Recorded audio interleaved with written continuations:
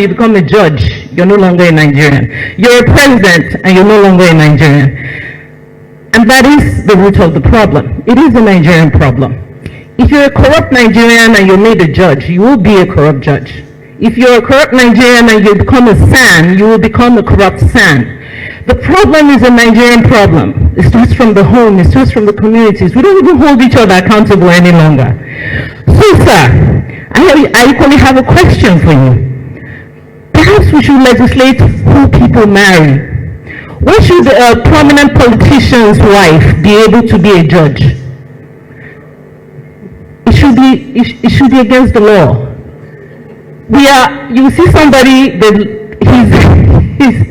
I laugh at it. He's a prominent politician and his wife climbs up and becomes a Supreme Court justice. We have to regulate these things.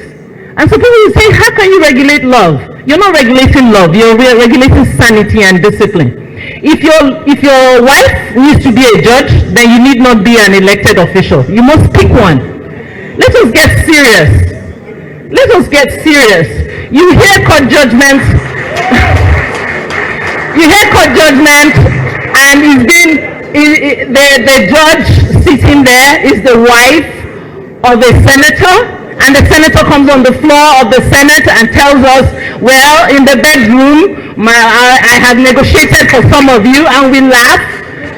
So I'm calling on all of us, because I was talking to my friend Dr. Gash. I was saying to him that the simplistic response to all of our problems is to blame the judiciary. The simplistic solution to all our problems is to blame politicians. If I didn't tell you today that I am a politician, or I was a politician before I went on sabbatical, I don't look like one. I don't speak like one. But let me tell you another problem before I sit down, having listened to our speaker. The bigger problem is, I have to humbly tell you that the politicians you see on your television, in the Senate, the National Assembly, are finished products of a very corrupt route. I remember the first time I was just coming back from the US when I ran for Federal House of Reps.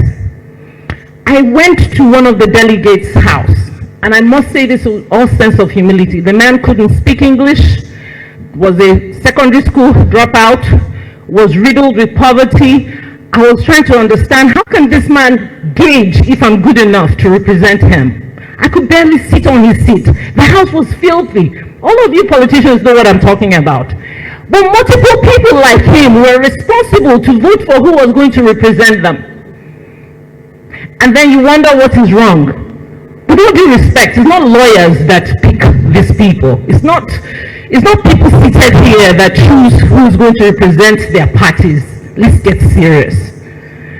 From the root is corrupt. When it's time to pick those delegates, politicians pick delegates who cannot barely understand the system. All they know is the brown envelope. And you let them elect your senators and House of Reps members, and what do you expect to get out of it? Let's get serious.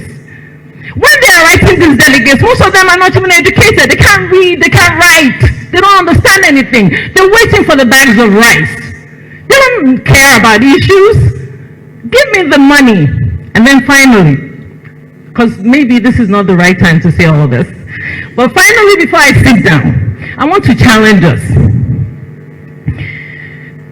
Are you waiting for your turn? Because the last election to me was the most sincere. A man who is now, with all due respect, our president, said it is his turn. I felt that was the most sincere statement, because amongst the political class, amongst the judges, amongst the judiciary, the legislative, all of us are waiting for our turn. Our turn for the embarrassing reality that we are left to cater to ourselves. The very nature of the Nigerian state is what is creating the electoral rut. Every Nigerian is taking care of themselves. So when you are elected, when you're looking for office, you're looking for a means to take care of yourself. Pay school fees, pay for your electricity, pay for water, pay for the road, pay for everything. Even your security you pay for. So tell me, how can you elect me and expect me, who is coming from my own slice of the national cake, to protect yours? The problem is all of us sitting here and those sitting out there.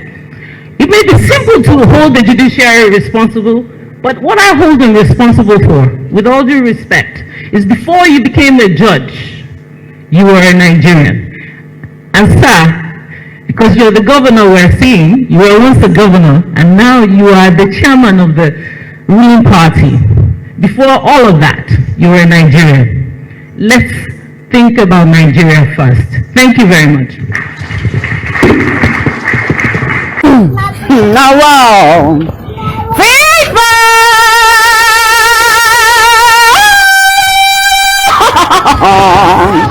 Now, wow.